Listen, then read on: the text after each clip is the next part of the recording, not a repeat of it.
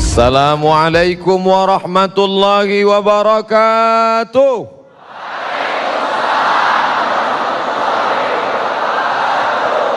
Bersyukur kepada Allah dengan mengucapkan Alhamdulillahi Rabbil Alamin. Bersalawat kepada Rasulullah dengan ucapan Allahumma salli ala Sayyidina Muhammad wa ala ali Sayyidina Muhammad. Laisa minna, tidak termasuk golongan kami, kata Nabi. Tidak bersama dengan golongan Rasulullah sallallahu alaihi wasallam. Siapa itu? Man lam yarham saghirana, tidak sayang kepada anak-anak. Walam ya'rif syarafa kabirina, tidak menghormati orang yang layak untuk dimuliakan. Anak-anakku sekalian yang berhadir ini, saya sayangi, mudah-mudahan kalian menjadi anak-anak yang saleh dan salihah. Para penghafal Al-Quran, dijauhkan dari riba, zina, narkoba, LGBT, perbuatan keji dan mungkar. Adapun yang kita hormati, pemimpin kita, ulil amri, uli orang amri yang mengurus urusan kita, mereka bertanggung jawab di hadapan Allah. Mudah-mudahan Allah menundukkan hati mereka untuk menolong agamanya. Bapak Bupati, tokoh masyarakat, Ketua Majelis Ulama, hadir pula bersama kita Al-Habib, diambil dari kata hub, cinta. Al-Habib, orang yang kita cinta. Ahmad Al-Kaf, hafizahullah, semoga Allah memberikan kesehatan, memanjangkan umur, memberikan keberkahan. An asila ila qarabati Rasulullah sallallahu alaihi wasallam ahabbu ilayya, menyambung hubungan kerabat dengan keturunan Rasulullah lebih aku cintai, lebih aku sukai daripada menyambung hubungan dengan kerabatku sendiri. Itu ucapan orang yang dijamin masuk surga, ucapan Abu Bakar Siddiq radhiyallahu an. Apalagi Abdul Somad yang status belum jelas. Hanya berharap mudah-mudahan yang menyampaikan tausiah, yang mendengarkan tausiah secara langsung maupun pemirsa TV One di seluruh negeri yang menyaksikan acara ini, semuanya mendapatkan keberkahan insyaallah. Tema kita bersatu menuju kebahagiaan yang hakiki. Bersatu, kitalah yang paling mungkin untuk bersatu. Kenapa demikian? Pertama, Tuhannya berapa? Qul huwallahu ahad. Tentu kelanjutan itu hafal semua. Allahus samad. Qul huwallahu ahad. Allah Esa, tunggal, tidak berbilang. Labbaik Allahumma labbaik, labbaika la syarika laka labbaik. Tidak ada sekutu bagimu, Allah saja, tidak ada yang lain. Allahnya satu, kiblatnya berapa kiblatnya? Satu. Fawalli wajhaka syataral masjidil haram. Bahasa yang dipakai dalam sholat berapa? Satu. Ada orang sholat pakai bahasa selain Arab? Tidak ada. Kalau ada, berarti dia sudah masuk penistaan agama. Tidak boleh. Lalu kemudian kiblat satu, Allah satu, Sayyidul Anbiya wal Mursalin, Nabi Muhammad sallallahu alaihi wasallam, la nabiyya ba'dah, tidak ada lagi nabi sesudah itu. Ada nabi susulan. Nabi KW 1 gak bisa. Tapi cerdasnya bapak-bapak kepolisian, yang ngaku nabi ditangkap, yang ngaku Jibril pun ditangkap, dikonfrontir. Kamu ngaku Jibril? Iya. Kamu ngaku nabi? Iya. Nabi dapat wahyu dari siapa? Dari Jibril. Jibril pernah ngasih wahyu ke Nabi? Enggak. Nabi pernah dapat wahyu dari Jibril? Enggak. Tangkap. Oleh sebab itu maka amat sangat mungkin kita bersatu. Jerman pakai bahasa Jerman, Prancis pakai bahasa Prancis, Portugis pakai bahasa Portugal. Mereka dengan berbagai macam bahasa, dengan berbagai macam agama, tapi bisa mewujudkan satu mata uang. Itulah dia euro. Euro Pak Ustadz, terserah. Yang penting satu mata uang, maka kita amat sangat bisa bersatu seperti yang dipakai pada zaman Nabi Muhammad sallallahu alaihi wasallam. Dinar dan dirham. Uang emas dinar, uang dirham perak, sehingga kita tidak lagi pusing memikirkan apa yang disebut dengan mata uang, jatuh mata uang. Ketika kami mendapat beasiswa ke Al-Azhar Mesir tahun 1998, bersyukur, alhamdulillah dapat beasiswa. Tapi di saat itu melambung $1 yang awalnya 2.500 menjadi 17.000. Melambung. Beberapa teman tidak berangkat, tapi Al-Azhar Mesir, Masya Allah, yang tidak berangkat langsung dikirim tiket. Kami yang berangkat sudah beli tiket duluan, menyesal. Kalau tahu begitu kemarin ngaku susah aja nggak berangkat.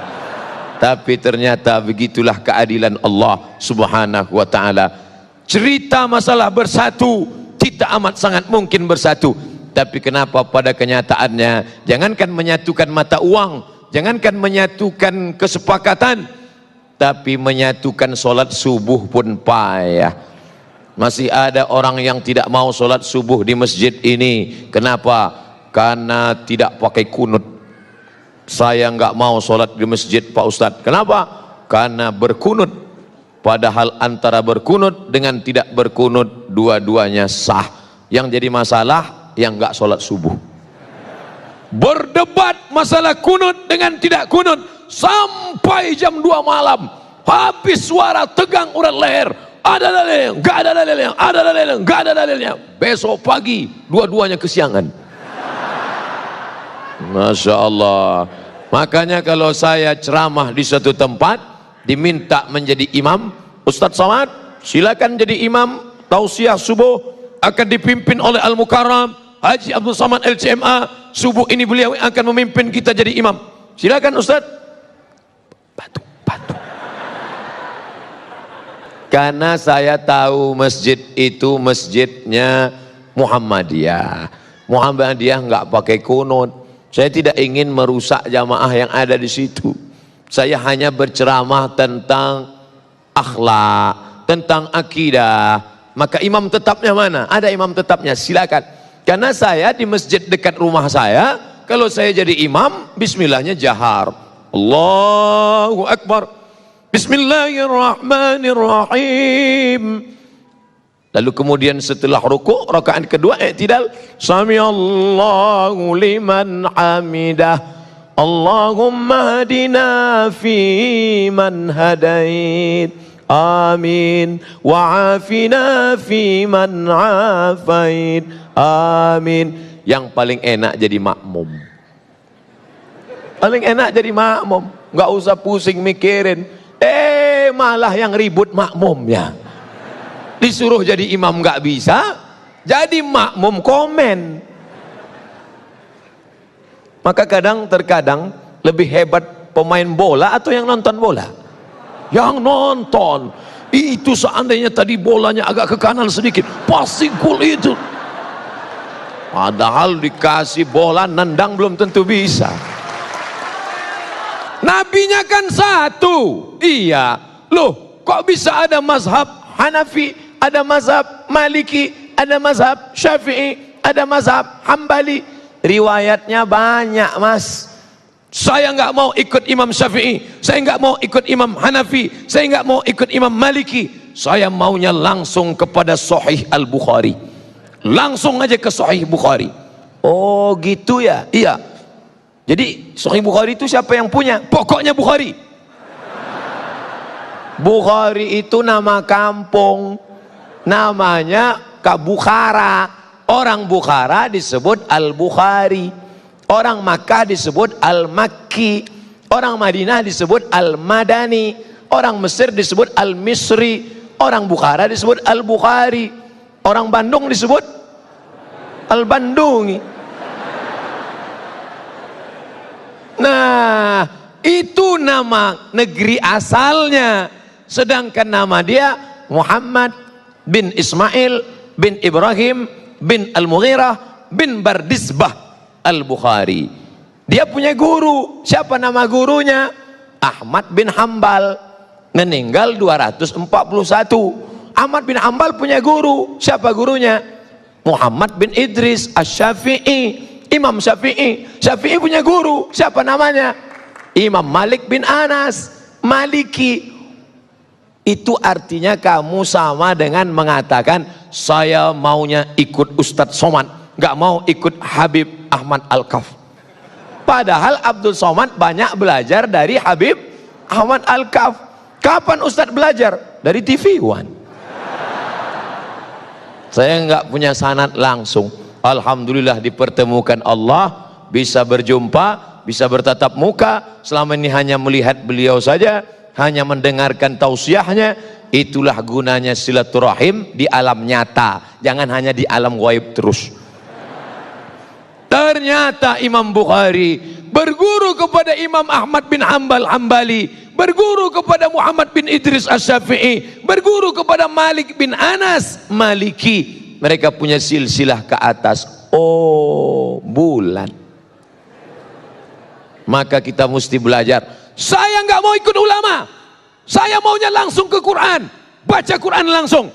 Ulama ini manusia, mungkin saja salah, mungkin saja keliru. Ngapain ikut ulama? Saya mau langsungnya ke Quran saja.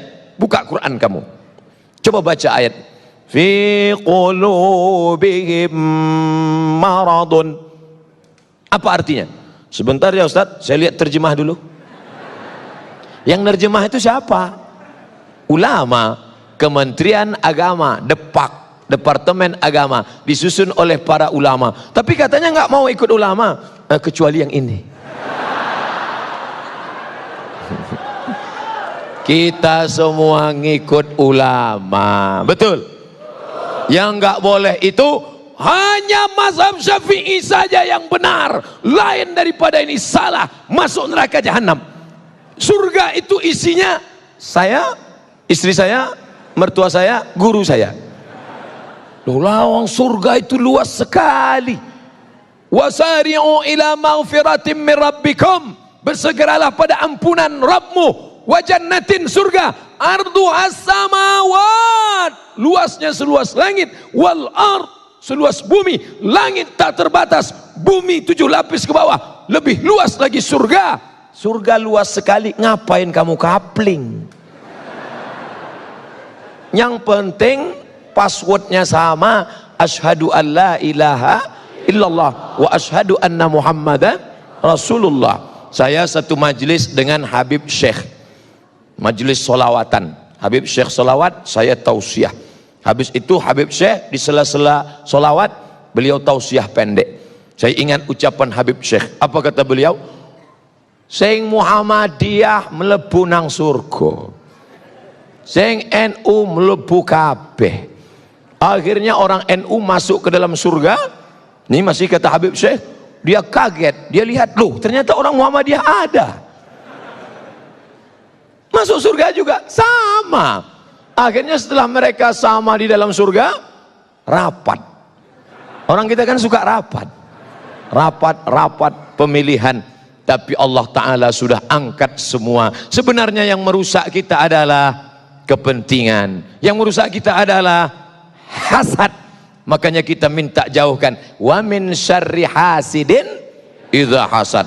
Ada Persis, Persatuan Islam, ada Al-Wasliyah di Sumatera Utara, ada NW Nahdlatul Watan di Nusa Tenggara Barat, ada Nahdlatul Ulama Mbah Hasim Asy'ari dari Jombang, ada Muhammadiyah Kiai Haji Ahmad Dahlan, ada Perti Persatuan Tarbiyah Islamiyah dari Sumatera Barat. Semua ini adalah kendaraan organisasi sosial kemasyarakatan yang bergerak di bidang dakwah, di bidang pendidikan, di bidang kesehatan, di bidang dakwah. Punya lembaga dakwah ke desa-desa tertinggal, punya pendidikan, punya sekolah pondok pesantren, bergedang di bidang kesehatan, ada rumah sakitnya. Maka banyak titik persamaan daripada perbedaan. Nahdlatul Watan, Nahdlatul Ulama, Persis, Perti, Al-Wasliyah, Al-Irsyad, Muhammadiyah, semuanya sepakat bahwa sholat subuh itu wajib. Betul? Tolong sebutkan satu ormas yang mengatakan sholat subuh sunat muakkad. Kalau ada, saya mau ikut. Gak ada, semuanya sholat berjamaah. Ada Pak Ustadz yang mengatakan sholat nggak wajib. Terus gimana? Namanya mazhab eling. As-salatu khairum minan naum.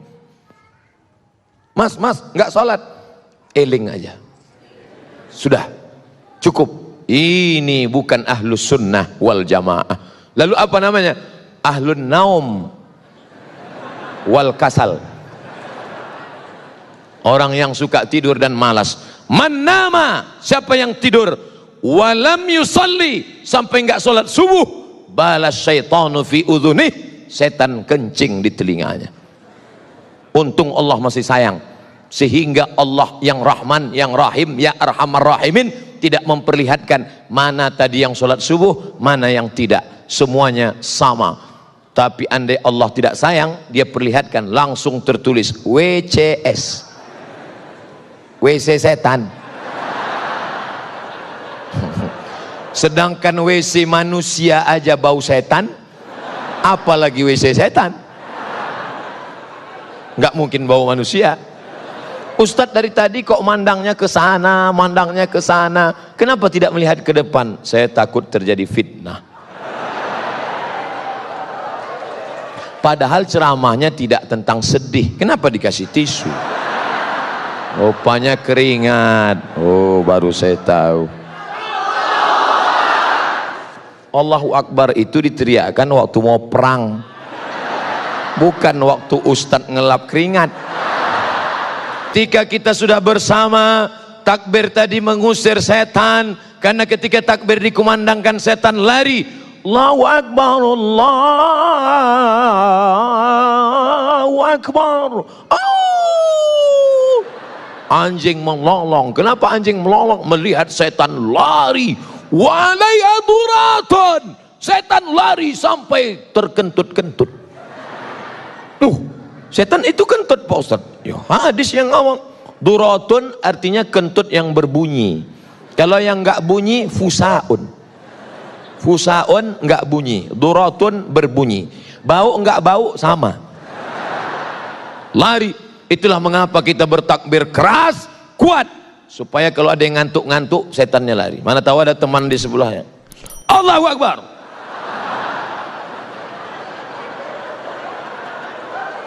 Allahu Akbar. Lari setan. Mana ada ustadz baca ruqyah pelan-pelan. Allahu la ilaha illa huwal hayyul qayyum. La ta'khudhuhu sinatun wa la naum. Bacanya kuat. Allahu la ilaha illa huwal hayyul qayyum. La ta'khudhuhu sinatun wa la naum. Inna syaitan, sesungguhnya setan, qad ya'isa an ya'budahul musallun. Setan sudah putus asa menggoda orang yang sholat. Kalau setan melihat orang sholat, dia tidak lagi goda orang itu. Hai orang yang sholat, sembah aku. Hai orang yang sholat, sembah aku. Hai orang yang sholat, sembah aku. Qad ya'isa, dia sudah putus asa. Lalu orang yang sholat itu dia goda apa? Walakin fit tahrish, dimasukkannya ke dalam hati orang yang sholat itu berikhtilaf, berkelahi, bertikai, berkonflik, permusuhan di dalam hati orang yang sholat. Betul? Jangan heran satu masjid, satu shop. Kenapa satu shop? Memang masjid itu nggak pernah lebih dari satu shop. Satu masjid, imamnya sama, shopnya sama, tapi kelahi. Orang kalau mau masuk masjid itu langsung sholat, sebelah kanan penuh, sebelah kiri, kiri kanan penuh, shop belakang. Ini orang kalau masuk masjid ngelihat dulu, si anu sebelah mana ya? Dia sebelah kanan, saya sebelah kiri. Dia kiri, saya di kanan. Akhirnya sampai suatu hari lupa masbuk, mau cepat-cepat, Allahu Akbar, rupanya dia di sebelah. Yang kamu pertahankan itu ego sombong kamu. Apa yang membuat kamu berkelahi? Makanya jelas dikatakan la yadkhulul jannah, tidak masuk surga. Siapa itu? Qati'ur rahim, orang yang memutus tali silaturahim. Semua yang hadir ini datang niatnya dua. Satu, silaturahim. Dua, ukhuwah Islamiyah. Saya dengan bapak nggak ada hubungan silaturahim. Karena yang namanya silaturahim, kakek saya satu, kakek punya anak dua, anaknya punya anak lagi, antara cucu dengan cucu itu satu rahim, karena nenek mereka dulu satu. Tapi antara saya dengan bapak ibu di Bandung beda. Saya orang Melayu dari Sumatera, bapak ibu orang Sunda. Kumaha atuh dama? Jangan panjang-panjang, saya ngerti itu aja. Kita nggak ada hubungan. Tapi kalau diurut ke atas, ternyata kita masih satu rahim, yaitu rahim Hawa, istrinya Adam alaihissalam.